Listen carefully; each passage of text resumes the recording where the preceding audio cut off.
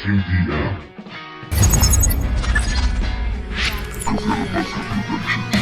Siento tanta angustia recorriendo mi piel, siento tanta angustia en mi carne también, algo en mi cabeza que la hace enloquecer, no soporto el peso del recuerdo de ayer, es como una euforia contenida y brutal, es como un descanso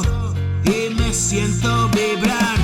estoy en reposo y quiero estallar, hay cierta armonía en mi estado mental, lo que me rodea parece que no está, corro a refugiarme mi pequeño lugar y dejo constancia, esta es mi verdad, como un pasatiempo disfruto de verdad, es una sinergia que me invade y ya está, una maravilla que acaba de llegar.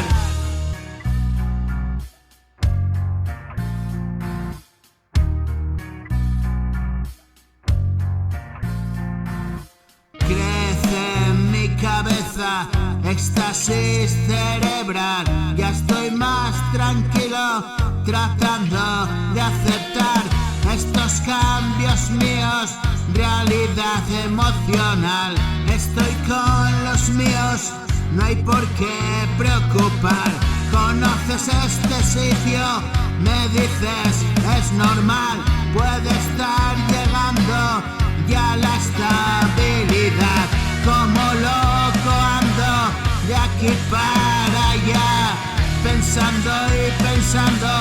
y lo escribo y ya está, convertirlo en canto y que quede para dar testimonio y llanto a la posteridad.